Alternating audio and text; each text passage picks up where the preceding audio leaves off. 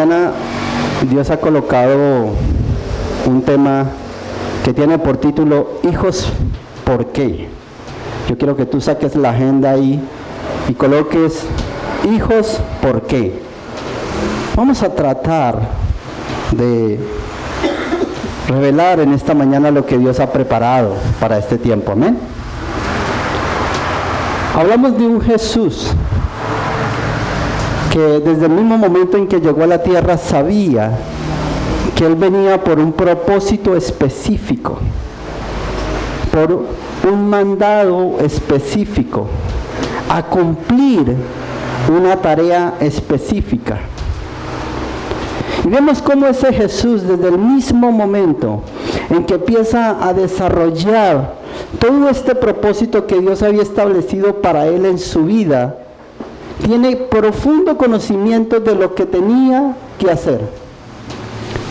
Y por eso en muchas partes de la escritura bíblica Él dice, estoy haciendo la voluntad. Eso que Él venía a desarrollar era la voluntad de Dios. Pero esa voluntad fue aceptada, diga conmigo, aceptada. Pero también fue cumplida.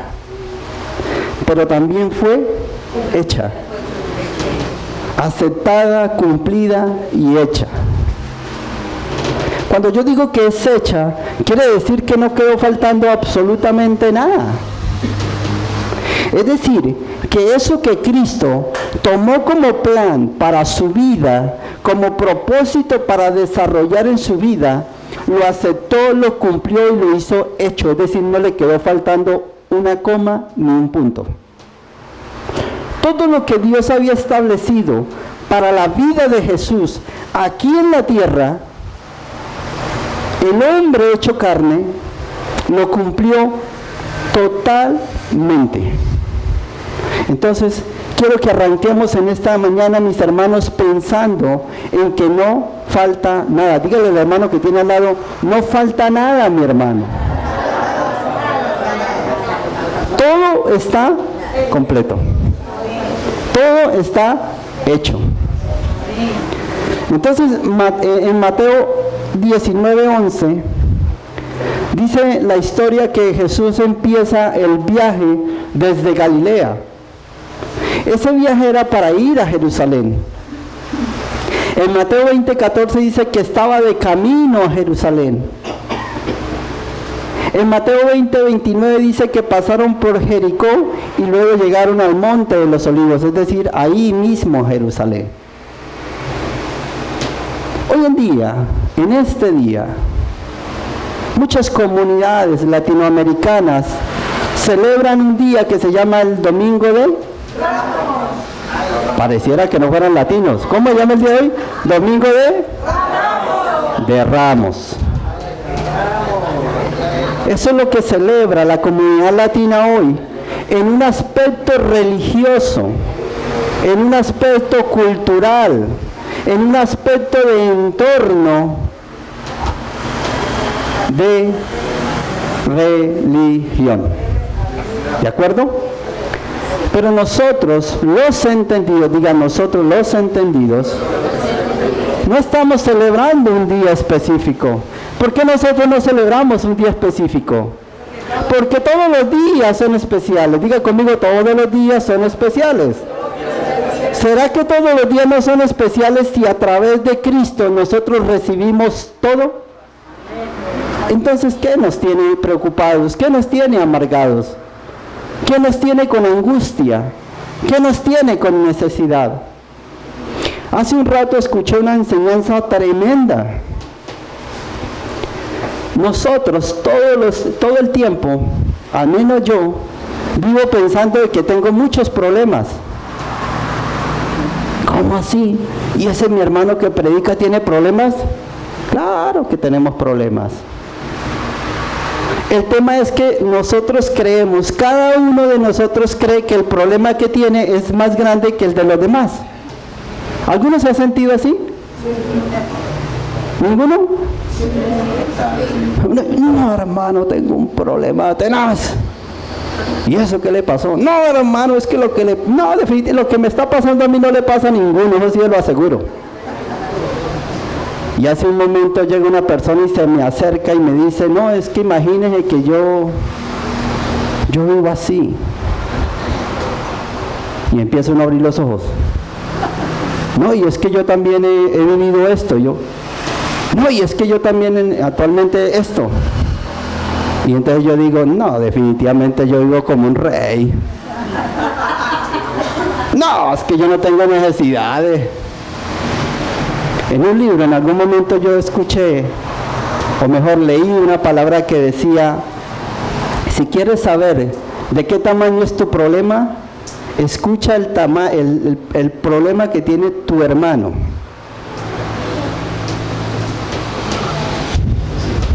Imaginemos nosotros a un Jesús conocedor de lo que tenía que hacer. ¿Y cuando Jesús se quejó? ¿Y cuando Jesús renegó? ¿Y cuando se vio a un Jesús preocupado? ¿Y cuando se vio a un Jesús diciéndole al hermano que tenía al lado, oiga hermano, ¿por qué no me ayuda? ¿Por qué usted no va conmigo? ¿Por qué no me acompaña, mi hermano? Es que yo solo. No, él decía, es algo que yo tengo que hacer. Es algo que yo tengo que hacer. Y en muchas versiones de la Biblia, nosotros encontramos un título allí que dice, la entrada triunfal de Jesús a Jerusalén. Y entonces automáticamente uno dice, pero ¿cómo? ¿Qué sentido tiene este título con la realidad? Aquí iba Jesús a Jerusalén. ¿Aló? Aquí iba Jesús a Jerusalén. ¿Iba a hacer mercado? No. ¿Iba de compras? ¿Iba a visitar a una familia? La Escritura dice que Jesús se le iba a presentar a la muerte. Sabía que allí iba a terminar crucificado. Sabía que allí lo iban a sepultar. Y entonces uno dice, ¿y ese título que colocan, entrada triunfal a Jerusalén, qué relación tiene? Cualquiera diría, no, es que hermano, entienda, en esa época, en ese periodo, en esa fecha, estaban celebrando las bodas de Canaán. ¿Y qué eran las bodas de Canaán? La fiesta de lo que aquí llamamos en las congregaciones, en algunas congregaciones le llamamos las fiestas patronales. ¿Sí o no? En ese momento en Jerusalén estaban en fiestas. Y Jesús en medio de esa fiesta logra entrar a esa ciudad. Y lo hace de una manera que ahorita lo vamos a ver, y por eso es una entrada triunfante. Vamos a mirar de una vez que el triunfo que se sentía en ese momento no era por la fiesta. No era porque estuvieran exaltando el nombre de Jesús. Diga conmigo, la fiesta era porque se iba a cumplir el propósito. ¿Por qué era la fiesta? La entrada triunfal de Jesús a Jerusalén era porque iba a cumplirse el propósito de Dios. ¿Aló? ¿Quién está aquí conmigo? Por eso era un triunfo. El triunfo era porque Jesús podía cumplir su propósito. El triunfo era porque Dios podía cumplir la tarea que había asignado sobre Jesús. El triunfo era porque usted y yo, y cada uno de nosotros, a través de ese propósito, a través del cumplimiento de ese propósito, íbamos a ser salvos. Entonces, mis hermanos, si yo le digo que esa tarea fue hecha, si yo le digo que esa tarea fue cumplida completamente, no le quede la menor duda, mi hermano, tú eres un hijo salvo. Punto. ¿O acaso quedó faltando algo en la cruz?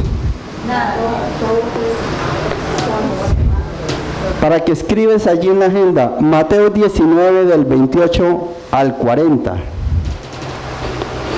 Marcos 11 del 1 al 11. Mateo 21 del 1 al 11. Juan 12 al 19. Voy a repetir las citas bíblicas porque esas citas ustedes las van a leer en su casa. ¿De acuerdo? Y ahí van a encontrar lo que vamos a hablar en esta mañana. Lucas 19 del 28 al 40. Marcos 11 del 1 al 11. Mateo 21 del 1 al 11. Y Juan 12 del 12 al 19. En esta mañana hemos logrado coger esos 4 relatos, esos 4 reportes. Recordemos que estos señores, Lucas, Marcos, Mateo y Juan, en ese momento eran reporteros. ¿Saben qué es un reportero? Informa. Alguien que va y informa. Eran 4 personas informando acerca de un acontecimiento, lo que pasó. ¿De acuerdo? Entonces es como si César fuera el reportero número 1, Angélica fuera el reportero número 2, Mariana el número 3 y Ana el número 4. Y ellos estuvieran en el mismo momento, en el mismo tiempo, viviendo la misma experiencia, pero cada uno va y cuenta esa experiencia. ¿Qué podemos encontrar ahí? Que César utiliza unas palabras, un léxico, tal vez distinto al de Angélica, pero Ana tiene la misma idea de ellos, pero la cuenta con algo adicional o le corta algo. ¿Estamos así? ¿Me he hecho entender en esta mañana? Entonces lo que hemos tratado es de coger los 4 y reunirlos en un solo. Fácil, ¿cierto? Les confieso, casi me saco un ojo.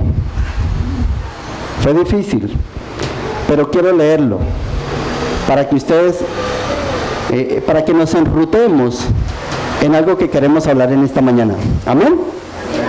Dice así: dicho esto, iba adelante subiendo a Jerusalén, y aconteció que llegando cerca a Betfage y a Betania, al monte que se llama de los Olivos, envió 2 de sus discípulos. ¿Quién envió a 2 de sus discípulos? Diciendo: id a la aldea de enfrente, y al entrar en ella hallaréis una asna atada y un pollino con ella atado, en el cual ningún hombre ha montado jamás. Desatadlo y traédmelos. Y si alguien os preguntare: ¿por qué los desatáis?, le responderéis así: porque el Señor los necesita. Y luego los enviará a cada uno de ustedes. Todo esto aconteció para que se cumpliese lo dicho por el profeta, cuando dijo: decid a la hija de Sión, he aquí, tu rey viene a ti, manso y sentado sobre un asna, sobre un pollino, hijo de animal de carga. Fueron los que habían sido enviados, y hallaron como les dijo. Y cuando desataban al pollino y al asna, sus dueños les dijeron: ¿por qué desatáis el pollino? Ellos le dijeron: porque el Señor los necesita. Y lo trajeron a Jesús, y habiendo echado sus mantos sobre ellos el pollino, subieron a Jesús encima, y a su paso tendían sus mantos por el camino, y otros cortaban ramas de los árboles y los tendían por el camino. Cuando llegaban ya cerca de la bajada del monte de los Olivos, toda la multitud de los discípulos y los que iban delante y los que venían detrás daban voces gozándose. Comenzaron a alabar a Dios a grandes voces por todas las maravillas que habían visto, diciendo: Hosana al Hijo de David, bendito el Rey que viene en nombre del Señor. Bendito el Rey de nuestro Padre David, que viene en paz en el cielo. Y gloria, Hosana, Hosana en las alturas.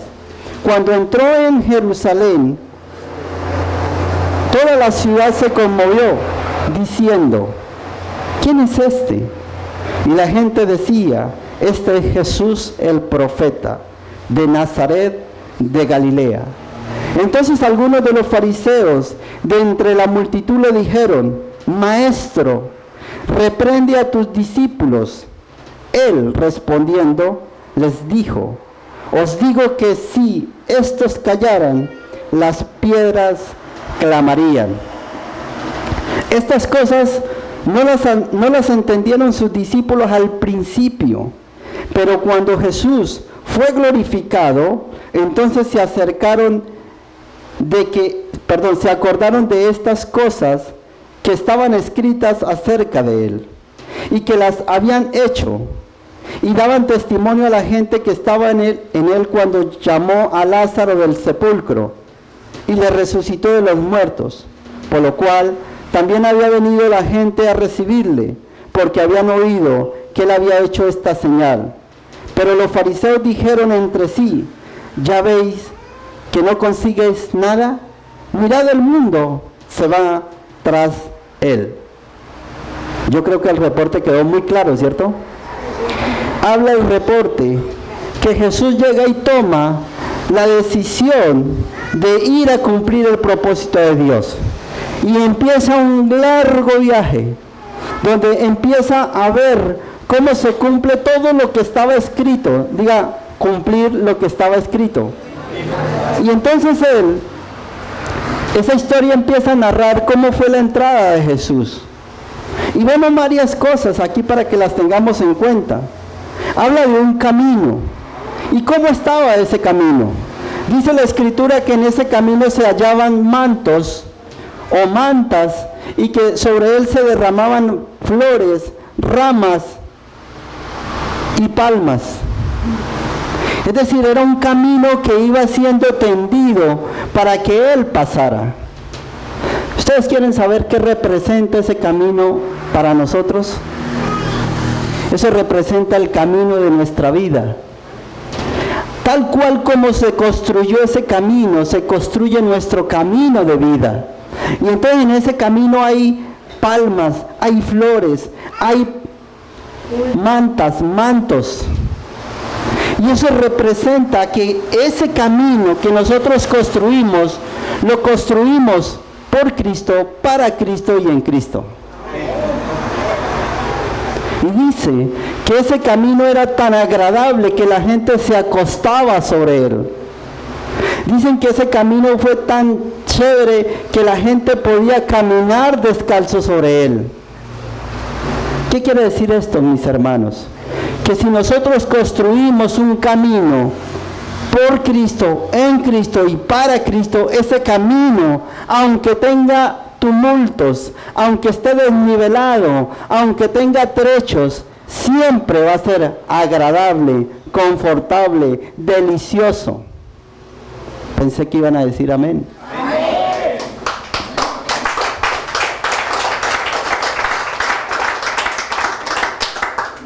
Y entonces, aquí hay algo importante acerca de todo este contexto. 3 veces antes, Cristo había anunciado que iba a ser crucificado, muerto, sepultado y que iba a resucitar. 3 veces antes. Y aquí la Escritura dice que los discípulos no entendían eso. Ellos no entendían cómo así que usted va a ser crucificado.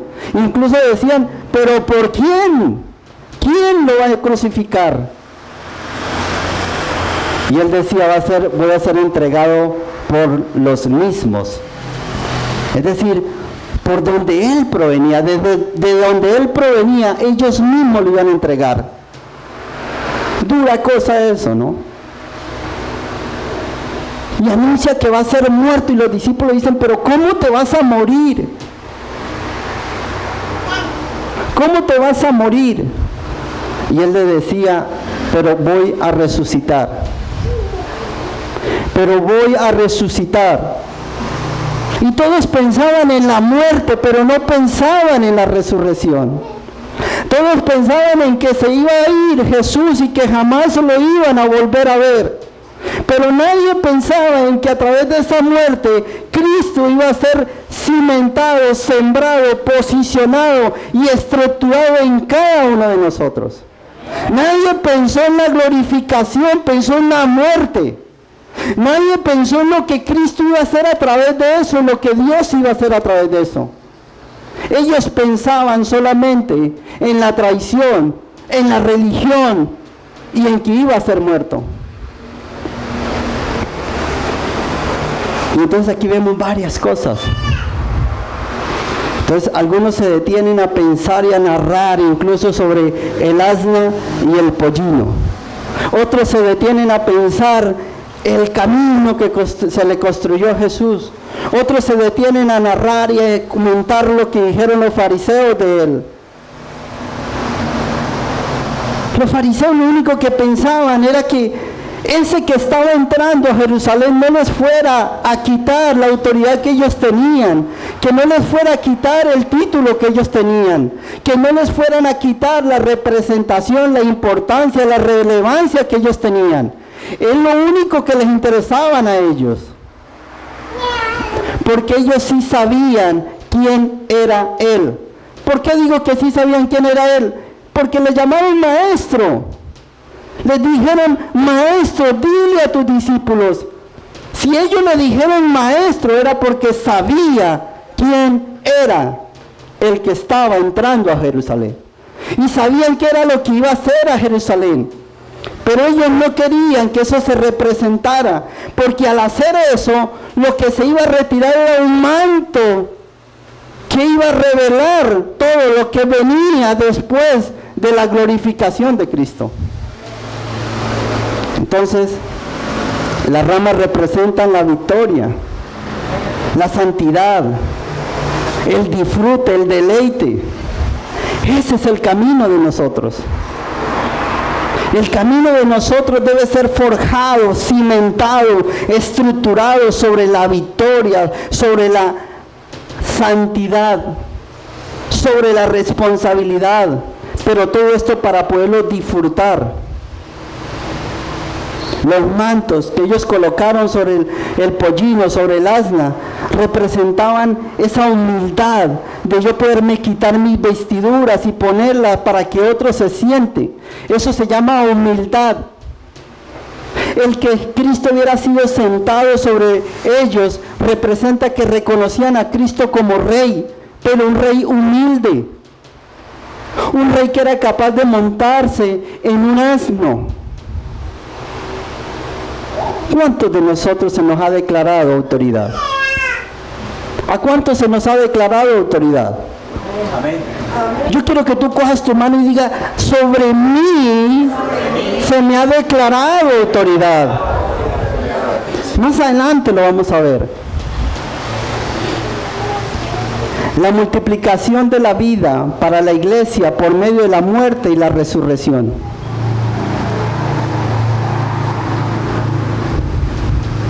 El que Jesús fuera muerto conllevaba a una multiplicación. Vamos a pensar en algo, mis hermanos. Si yo cojo una semilla y la tiro a la tierra, ella cae en la tierra. ¿Cómo es el tamaño de una semilla normalmente? Pequeñito, ¿cierto? Ella cae.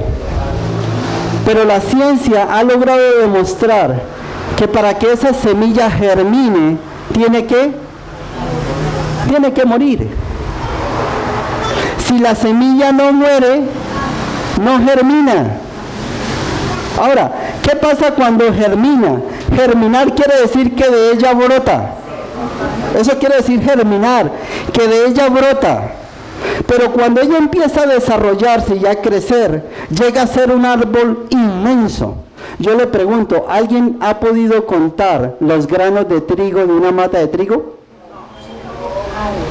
Imaginémonos eso. Una pepita de trigo que fue cimentada, que murió, desarrolló y germinó en una gran multitud.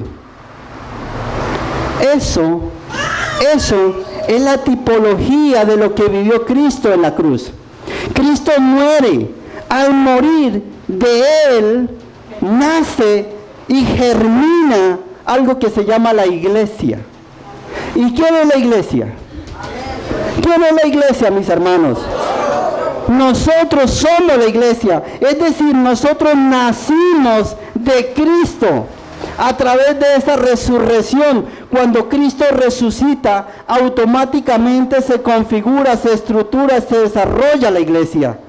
Y cada uno de nosotros somos miembros de esa iglesia, de tal manera que esa nueva naturaleza en la cual fuimos dispensados es una nueva naturaleza, es algo nuevo. Es decir, que ya tú no eres genética del pasado, sino que eres genética de la glorificación de Cristo. Y entonces la gente decía, Hosana, Hosana, Hosana. ¿Saben qué quiere decir Hosana, mis hermanos? Quiere decir, Padre, te rogamos, sálvanos. ¿Cuántos de nosotros en este momento puede o debe o quiere decir Hosana? Voy a retomar. Hosana quiere decir, Padre, te lo rogamos, sálvanos. ¿Quién de nosotros puede decir, sálvanos? Ninguno. ¿Por qué? Pues ya nosotros fuimos salvos a través de esa glorificación de la cruz. Cuando Cristo resucita, automáticamente nos dio la salvación. Mi hermano, dígale al que tiene al lado, métale un codazo, jálele los ojos, dígale, hermano, tú eres salvo, eres salva, somos salvos, por eso somos autoridad.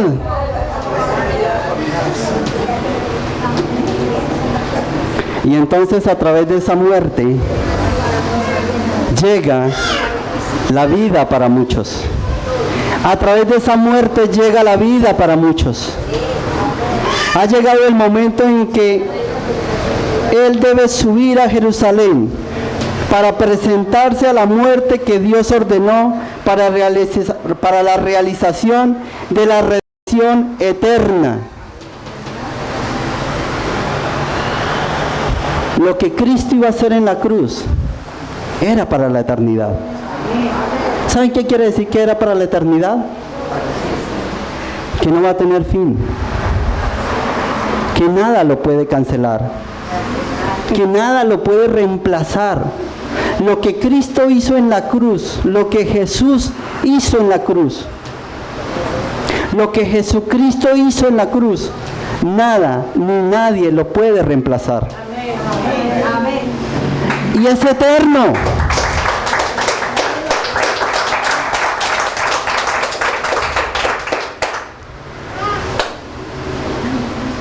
Y Él sabía todo eso.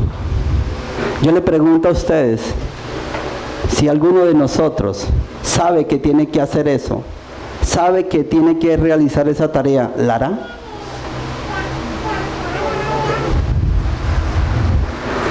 Les tengo otra. ¿Sabe qué es lo único que Jesús quiere? Que no repitan lo que Él hizo en la tierra. ¿Cómo así, mi hermano? Si Jesús era rectitud, si Jesús nunca pecó, si Jesús era santo, si Jesús tenía autoridad para decirle a una planta, muérete, y ella se moría. Si Jesús tenía autoridad para sanar a los enfermos, si Jesús tenía autoridad para decirle a la muerte, retírate y vuelve la vida, si Jesús tenía la autoridad para hacer todo esto, ¿por qué Jesús no quiere que nosotros repitamos lo que Él hizo? Porque Él no quiere que repitas la ley. La Escritura dice que Jesús cumplió la ley. Y Jesús quiere que tú y yo no cumplamos la ley, que no vivamos la ley. Entonces, ¿qué debemos vivir? La gracia. Wow. Gálatas 4 del 1 al 7. Gálatas 4 del 1 al 7 dice lo siguiente. Pero también digo, Entre tanto que el heredero es niño, en nada difiere del esclavo, aunque es señor de todos, sino que él está bajo tutores y curadores hasta el tiempo señalado por el Padre. Así también nosotros, cuando éramos niños, estábamos en esclavitud bajo los rudimentos del mundo. Pero cuando vino el cumplimiento del tiempo, Dios nos envió a su Hijo, nacido de mujer y nacido bajo la ley, para que redimiese a los que estaban bajo la ley, a fin de que recibiésemos la ¿a qué? ¿Qué dice ahí? A fin de que recibiésemos la adopción de hijos. ¿Qué recibimos? La adopción de hijos. Y por cuanto sois hijos, por cuanto somos Dios envió a vuestros corazones el Espíritu de su Hijo, el cual clama, Abba, Padre.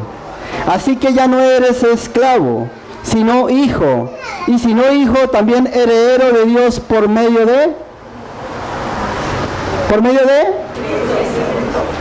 ¡Wow!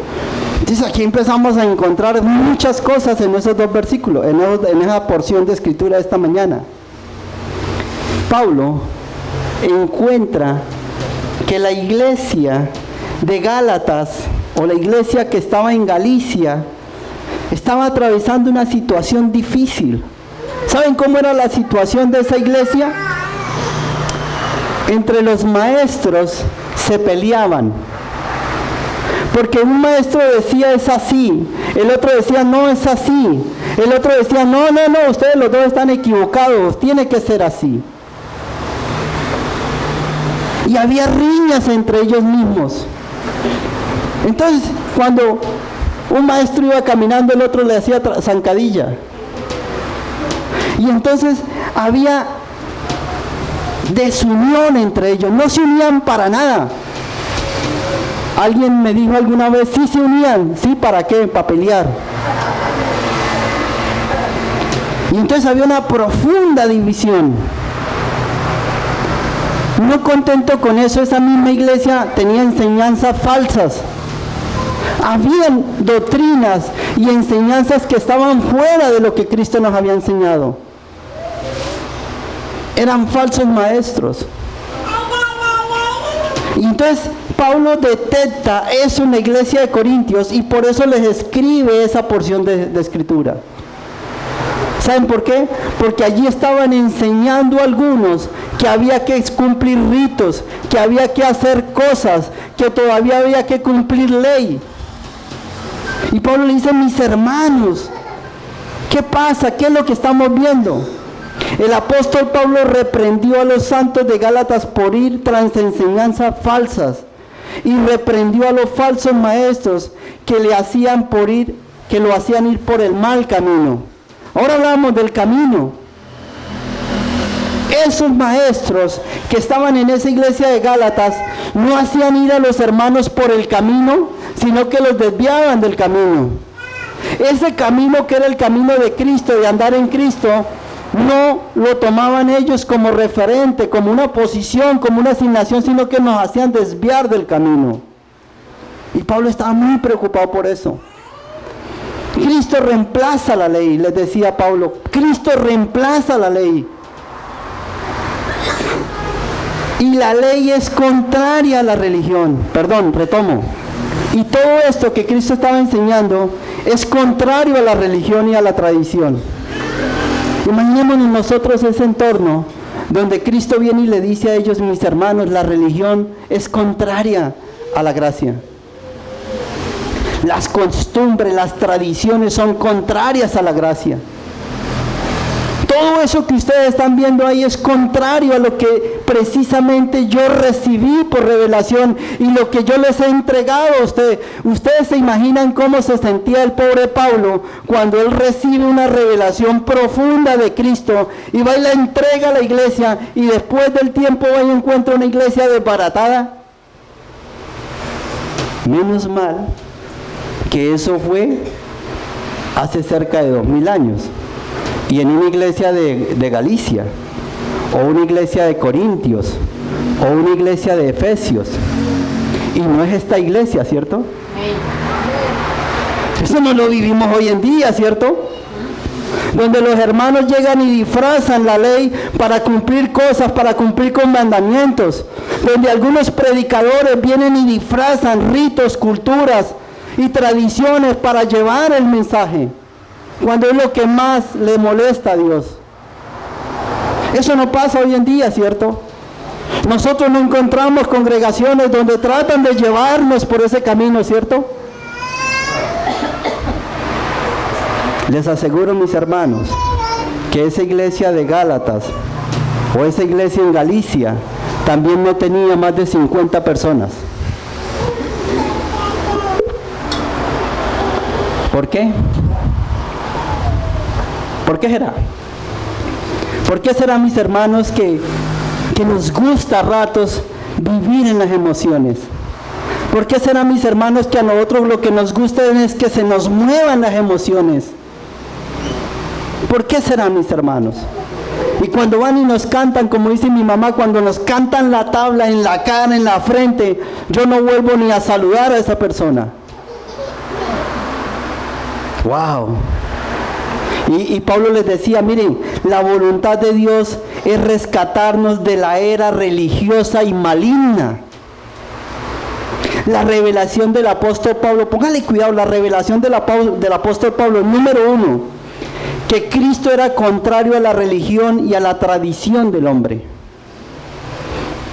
Número 2, que Cristo reemplaza la ley. Número 3, que el Espíritu recibido por la fe en Cristo es contrario a la carne que guarda las obras de la ley. Y entonces ese espíritu de bendición, de esa promesa recibida en fe y por Cristo, hace que nosotros tengamos una naturaleza distinta. Mire lo que le decía Pablo a la iglesia de Gálatas, si quieren pueden leerlo, les decía insensatos. Y eso está en Gálatas 1, por ahí, uno en el Antiguo dice, insensato, ¿acaso recibiste todo por obras de la ley o lo recibiste por la fe? Yo le hago una pregunta, cada uno que estamos aquí, cada uno de los que estamos aquí, ¿acaso nosotros somos salvos porque hicimos algo? ¿Acaso nosotros somos salvos porque prometimos hacer algo? ¿Acaso nosotros somos salvos porque pagamos el precio de algo? ¿Acaso nosotros somos salvos porque invertimos en algo, por algo y en alguien? Somos salvos por la fe, somos salvos por Cristo, somos salvos porque a Dios le agradó tomar a su Hijo y entregarlo para que tú y yo fuéramos salvos. Y eso es gratis.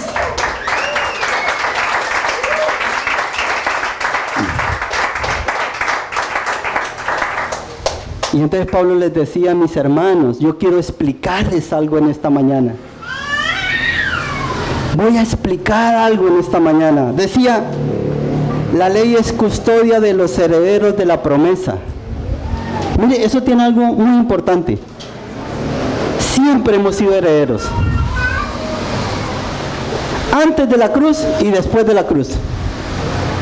Lo que pasa es que antes de la cruz éramos herederos de la promesa. Y después de la cruz somos herederos de la promesa cumplida. ¿Me hizo entender? Entonces nosotros somos herederos ¿de qué? De la promesa. Pero antes de Cristo, antes de la cruz, esa herencia era una promesa. Y después de la cruz, esa herencia fue entregada, fue suministrada. Entonces, pregunto, ¿necesitamos hacer algo para recibir la promesa? No. ¿Falta algo para tener la promesa? No. Y Pablo decía que, ahí en lo que leímos, que antes de la cruz, la ley era la custodia, era la que guardaba esa promesa. Nos guardaba para cumplimiento de la promesa. Y pensemos en qué era la ley. mandamientos, cumplimientos, ritos, cosas, cultura, todo eso para enmarcar a que la gente tratara de estar ahí y no se fuera, para que pudieran recibir la promesa. Pero cuando viene Cristo en la cruz y nos da el cumplimiento de esa promesa, todo eso queda cancelado. Y Pablo los llama niños, desconocidos y sin cumplir la promesa. Habla del tiempo señalado, que es el cumplimiento de la promesa. Y habla de la plenitud del tiempo. La plenitud del tiempo para Pablo es cuando esa promesa es suministrada y es revelada. Entonces nosotros vivimos en un tiempo señalado y en la plenitud del tiempo. ¿Me hice entender? Amén. ¿Por qué? Porque el tiempo señalado era el momento de la cruz. Ese era el tiempo señalado. Pregunto, ¿se cumplió? Sí. Tiempo cumplido, chuleado, resaltado. Pero estamos viviendo el tiempo de la plenitud. ¿Y cuál es el tiempo de la plenitud? Es el cumplimiento de todo eso que fue otorgado a través de la cruz. Dile a la persona que tiene al lado, cumplimiento. Entonces dice Pablo que Cristo nos afilia, Cristo nos introduce. ¿En qué? ¿En qué nos introduce Cristo? Y entonces Pablo les dice, mis hermanos, tengan claro que el objetivo de todo esto no es para obedecer mandamientos, no es para cumplir ordenanzas y ritos religiosos, no es para seguir cautivos y presos de esa esclavitud que le genera la ley. ¿Para qué Pablo decía que era todo esto? Para ser herederos. Levante la mano y diga, para ser herederos, para cumplir un propósito eterno, para expresar y manifestar a Cristo, para ser libres y para disfrutar. Para eso fue que Dios hizo todo esto en la cruz. Para eso fue que Dios hizo todo eso en la cruz. Ahora, yo disfruto cumpliendo mandamientos no porque me toque hacerlos, sino porque estoy con una naturaleza distinta que me permite a mí cumplir los mandamientos sin fuerza, sin obligación. No sé si me hice entender. Voy a dar un ejemplo para ver si me hago explicar de otra manera.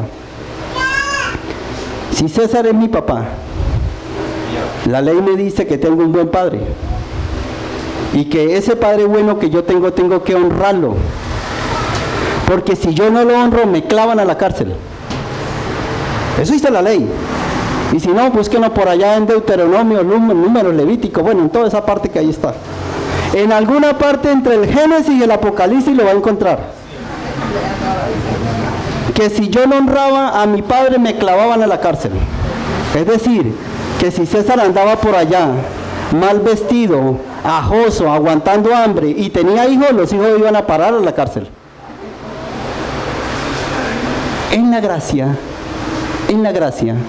yo honro a César, pero no porque una ley me lo dice, sino porque yo tengo gracia en mi corazón. Y sé que mi Padre me dio la vida. Y sé que mi Padre merece honra de parte de mí. Y sé que mi Padre, yo lo honro porque sí que si lo honro a mí tengo por herencia, por primicia, largos días de vida. Y no para cumplir 200 años, sino para disfrutarlos, para gozarlos, para... ¿Me hice entender?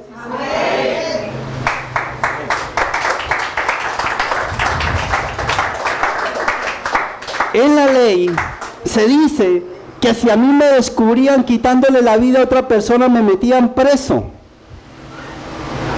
Es decir, no matarás. Pero en la gracia, mis hermanos, yo ni siquiera me enojo con mi hermano, porque sé que al enojarme con mi hermano lo maté. ¿Ven la diferencia? Cuando nosotros decimos que la ley no es para el cumplimiento de mandamientos, no estamos diciendo que no somos santos. ¿Aló? Dios nos dio la libertad, no el libertinaje. Un santo, un entendido, un edificado por Dios no mata. Un edificado por Dios honra. Un edificado por Dios respeta. Un edificado por Dios cumple. Un edificado por Dios no traiciona. Un edificado por Dios ama. Un edificador por Dios edifica. Y entonces, Juan 1, del 11 al 13, mire lo que nos dice la Escritura. A lo suyo vino y a los suyos no le recibieron. Mas a todos los que le recibieron, a los que creen en su nombre, les dio la potestad de ser hechos hijos de Dios, los cuales no son engendrados de sangre, ni de voluntad de carne, ni de voluntad de varón, sino de Dios. Amén. En este año hemos venido en un proceso donde estamos mirando las verdades que hay escritas en la Biblia. Y concluimos de que todo lo que está escrito en la Biblia es verdad. Pero hay variación en esa verdad. Hay distinta clasificación en esa verdad. Y entonces hablamos de una verdad que fue pasada, una verdad que es presente y una verdad que es futura. Pero también hay una verdad que es aplicable. Todo eso lo hemos estado viendo en los distintos programas que tenemos en esta congregación. Entonces, hay algunas cosas que siendo verdad, son verdad pasada. ¿Qué quiere decir que sea pasada?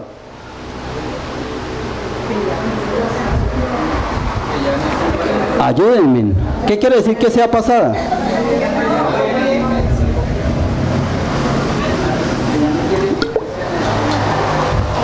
Que solo son un marco que nos lleva a saber lo que pasó, pero que no aplica para esta presencia, para hoy.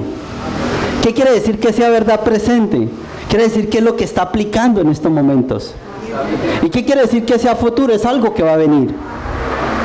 ¿De acuerdo? ¿Cómo así? Pero si Dios cumplió todo y está cumplido todo en Dios a través de Cristo, ¿por qué hay un futuro para venir? ¡Claro! La redención de la iglesia es un futuro por venir. ¿De acuerdo?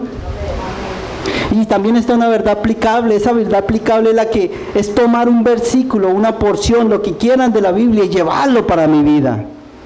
No todos hacemos eso. Ni todos necesitan de eso. ¿Me estoy haciendo entender? De pronto para el hermano Arnoldo, Juan 3:16 es el marco de referencia para su vida. Esa es la columna vertebral de él para su vida, pero no lo es para mí. Entonces ese Juan 3:16 para el hermano Arnoldo es la verdad aplicable. ¿Me hice entender? Voy a esta porción de escritura para que puedan llevarla a su corazón.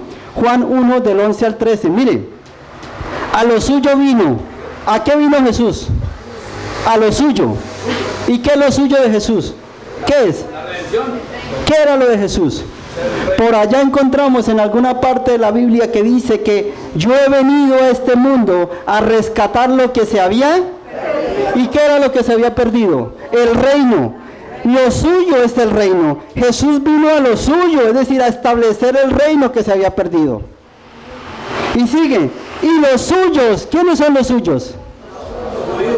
Los judíos. Los judíos, que es donde él nació, no lo recibieron, lo rechazaron. Y no lo recibieron. Mas a todos los que le recibieron, ¿quiénes serían los que le recibieron? A los que creen en él. Ojo, esto se escribió antes de la cruz. Me estoy haciendo entender de que este versículo, esta porción de escritura hace parte de esa verdad pasada. Estaba narrándose algo que había acontecido y Jesús dijo, yo vine a esta tierra a hacer lo mío, pero mi familia, los judíos, donde yo provengo, no me recibieron. Pero hubo gente que creyó en mí y que me recibió. A esto les di la potestad de ser hijos. ¿Sabe por qué les dio la potestad de ser hijos? Porque antes de la cruz ninguno era hijo. Solo a los que recibieron a Jesús y creyeron en Él, Él les dio la potestad de ser hijos. Antes de la cruz, antes de la cruz.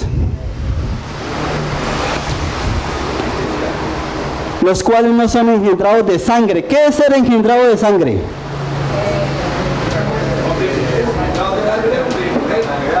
Exactamente lo que dijeron por ahí la señora y el esposo.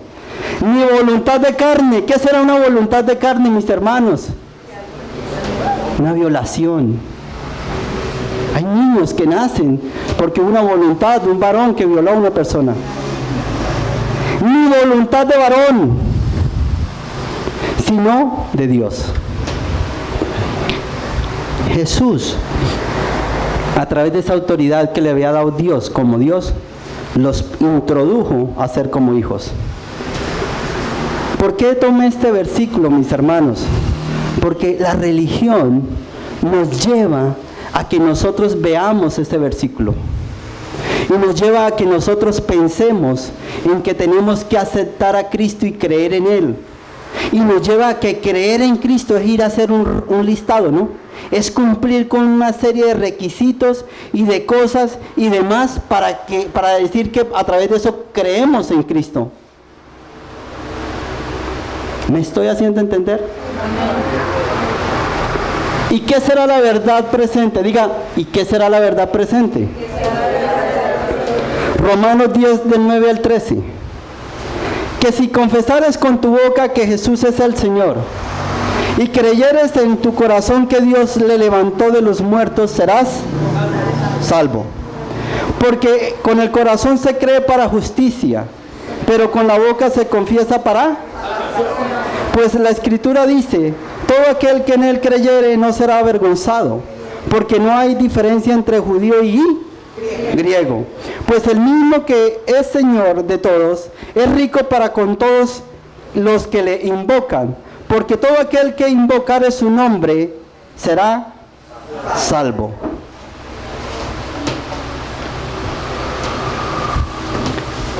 En Génesis había una persona que llegó y le dijo Dios, ¿dónde estás? Y él dijo, no, yo estaba por aquí escondido, estaba escondido. ¿Y por qué se esconde? No, es que tenía una pena tremenda con usted, Dios. ¿Pero por qué pena? No, es que no quería que me viera desnudo. ¿Y por qué está desnudo? ¿Quién le dijo que estaba desnudo? ¿Acaso pecaste? Sí, he pecado. Confesar es algo importante dentro del proceso que nos lleva y nos invita a hablar con Dios. Yo les hago una pregunta, ¿acaso Dios no sabía que Adán había pecado? Sí. ¿Y entonces para qué le preguntaba a Adán qué había hecho? Porque necesitaba que Adán confesara. ¿Sabe qué es lo que pasa con que nosotros seamos hijos y seamos salvos? Es que nosotros necesitamos confesarlo, mis hermanos. No porque no se haya cumplido, sino porque se necesita que lo confesemos. Mire, a través de la cruz, dice la Escritura, que Dios nos dio una nueva naturaleza y nos trasladó a una nueva vida. Y que a través de esa nueva naturaleza y esa nueva vida nosotros somos hechos nuevos. Y que a través de esa hechura nueva nosotros somos aceptados, adoptados, dice la palabra, como hijos. Y que a través de todo ese proceso de la cruz, donde Cristo resucita y es glorificado, la glorificación del Padre es la resurrección. Eso es la glorificación del Padre. Cuando Cristo resucita, viene la glorificación del Padre, del Hijo y del Espíritu. Y a través de esa resurrección, nosotros somos salvos. A través de esa resurrección es donde Cristo derrota la muerte. Es donde Cristo cancela la ley y nos lleva a una nueva naturaleza, donde somos hijos y somos salvos. Mis hermanos, después de la cruz, cada persona que camina en la tierra, cada persona que habite la tierra, cada persona que respire en la tierra, es una persona que es salva y que es hijo.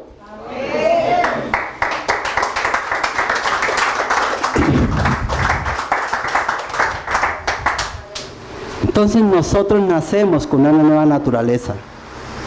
Esa nueva naturaleza nos dice que somos herederos juntamente con Cristo, es decir, que ese Cristo está ensamblado en nosotros, que ese Cristo está ensanchado en nosotros, pero que se necesita, diga conmigo, se necesita que cada uno de nosotros lo pueda confesar, porque cuando nosotros confesamos, dice la Escritura que creemos.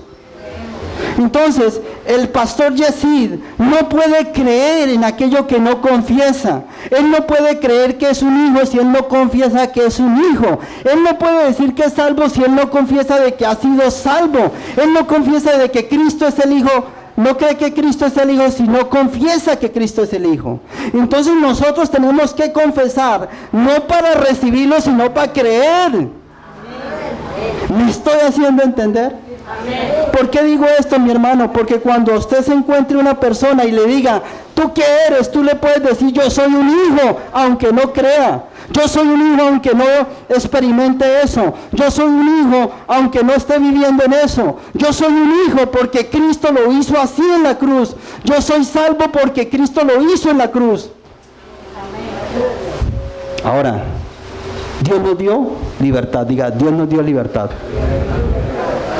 Y esa libertad nos permite a nosotros andar en la tierra como hijos o como criaturas. Eso quisiéramos, andar como hijos. Pero vemos a los demás o nosotros mismos, ¿hemos andado como criaturas? Amén. Claro que todos somos creación de Dios. Todo lo que hay en la tierra es una creación de Dios. Pero la naturaleza que tenemos es de hijos y de ser salvos. Pero ojo mis hermanos, porque aún siendo salvos, aún siendo hijos, aún siendo herederos, hay veces andamos como criaturas. Y entonces Dios nos da la libertad de decir, mi hermano, ¿cómo quieres vivir? ¿Cómo quieres andar? ¿Cómo quieres habitar la tierra? Yo te di la posibilidad en un entorno espiritual para que tú vivas espiritual. Yo te di en un entorno de la cruz todo a través de la muerte para que tú a través de esa muerte vivas.